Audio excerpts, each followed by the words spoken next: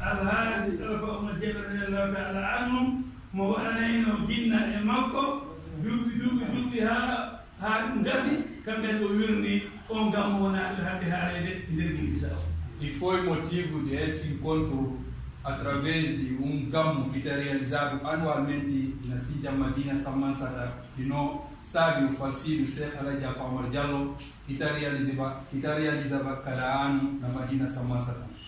lewru yonti lewru avril sino yonti ceerno Diallo ma ara ɗo e Bissau o lanso Guinée fof anda ñalande nden e golle e hono gollirte. E era suma pita passiva cada ano, se mês de abril, filma el Sheikh Alhaji Mama Salih Diallo e também na Bissau para tomar imprensas, televisão, rádio, para dar conhecimento a todo o povo guinense como o trabalho tem que estar a funcionar para a realização de Gammu anual de Madina Samansata.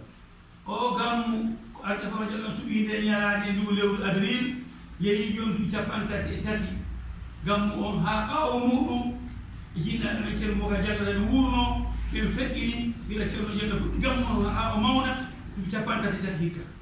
Esse Gammu que nós sabemos, o Sheikh Alhaji Alpha Oumar Diallo ficou de dia para juntar toda a comunidade muçulmana e não só países sub-região e realizado mais de 30 e tal anos e para bem-estar de Guiné-Bissau.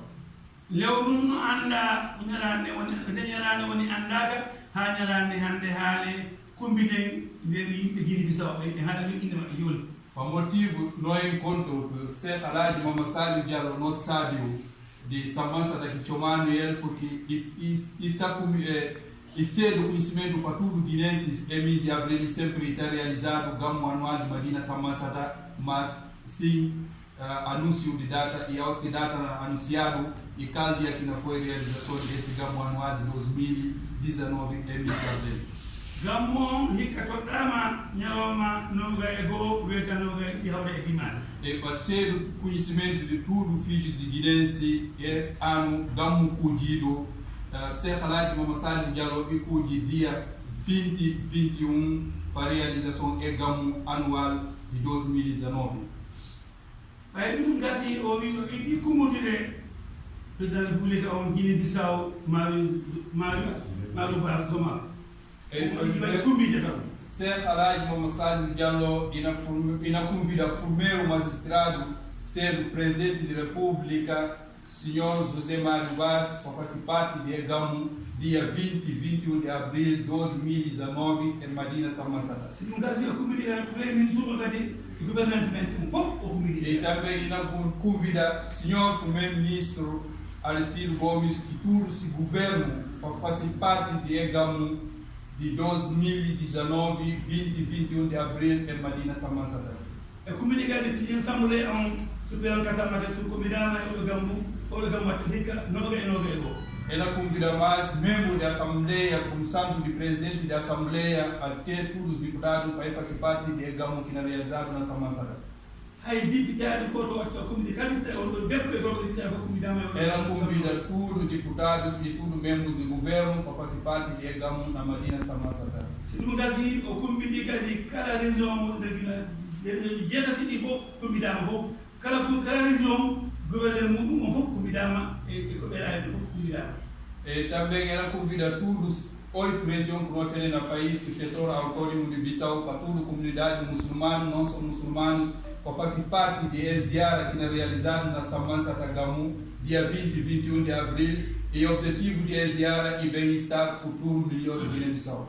Cada région, comité gouverneur on, lanɗo canton on, e seereɓe mum, e mawɓe mum, e sukaɓe mum, e rewɓe fof comité kala région ɓeɗo fof comitama. E também ela convida todas as regiões, governadores, sábios, imames, chefes de tradicional e chefes religiosos e toda a comunidade de região era convidado para fazer parte de Gammu em 2019 em Madina Samansata. Gammu on ko Guiné foi jeeyi Gammu ala raça fof jeeyi Gammu. Esse Gammu de toda a comunidade guinense e que Gammu de raça e que Gammu de religião e para toda a comunidade guinense para fazer parte e objetivo e para participar agora para pedir a Allah subhanahu wa ta'ala e para bem-estar de Guiné-Bissau, o futuro melhor de Guiné-Bissau.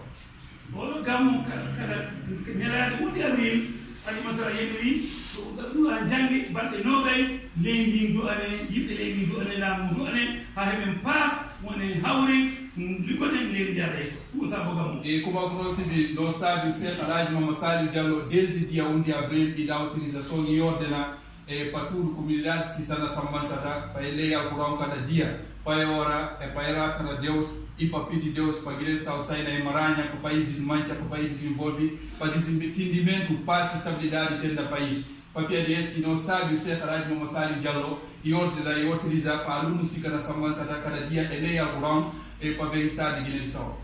Jange parle nogay ande jangam kam mi la teme tat kam jangama yani nogay go dozo e nei waɗe duwaw yimɓe heɓa jam ɓe heɓɓe hawra ɓe musina ɓe dokka en nan ɓaɗa paas ɓe liggoɗeni ni ɗum sababu na base de utilização de nós Cheikh Sábio Alhaji Mama Salih Diallo e Alquran começado dia 1 até dia 20, 21 e nascido 20 dias que Alquran leído na Madina Sammansata orações na Facido e para incluído dia domingo, dia 21 e para fazer o que conjuntura de dual, né, que tudo comunidades na concentração sub-regiões Bafata e sub-regiões Senegal, Gâmbia, Conakry, diáspora e comunidades guinenses para pedir bem-estar de Guiné-Bissau.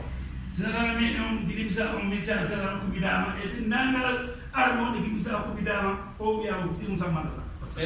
Ela convida mais tudo, forças de segurança, a partir de generais até o último, para fazer parte de Gamuziara de Madina Sammansata. Fogo rendaton, fogo golaton, fogo rebaton, alla joka enam do legi, alindiareso. Ela convida tudo, comunidades guinenses, para fazer parte de Gamu, para nós juntar tudo, nós ser um só, nós raça, nós pedir Deus, para Guiné-Bissau, para vai para diante. Hai go attack. Ela convida tudo para fazer parte de Cadissa Ninguém, para todas as comunidades guinenses, muçulmanos, não são muçulmanos, para fazer parte de Ziara, para pedir bem-estar para Guiné-Bissau. Eu ia dizer que ela vai masal jal do anolim, do anoleni, do anolamu, do Guiné-bem, ha wana goto wana passa wana yeso, ha tawana yarane jam, e foi no edom, do anoleni, do ajibi fop wana do ali. Gosto não sabe o nosso Khalifa Cheikh Alhaji Mama Salih Diallo inagadis para nós, para todo mundo que vai concentrar direito, para o diga direito e para o concentrar direito, para o pedir Deus, para Deus dar paz e estabilidade no país. E a televisão é convidada, cada convidado é convidado. Ela convida mais tudo, imprensa, televisão, rádios que estão na Bissau tudo para fazer parte de Gamu, para dar cobertura de Gamu. Cada empresa onde que Bissau comerciante, ela convida tudo também comerciantes, tudo empresas que hoje não vivem na Bissau e não existem na Bissau e convida eles para fazer parte de Gamu.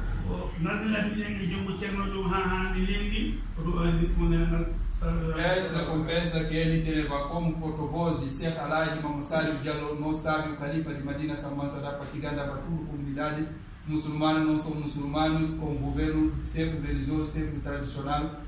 Assalamu alaikum wa rahmatullahi ta'ala wa barakatuh.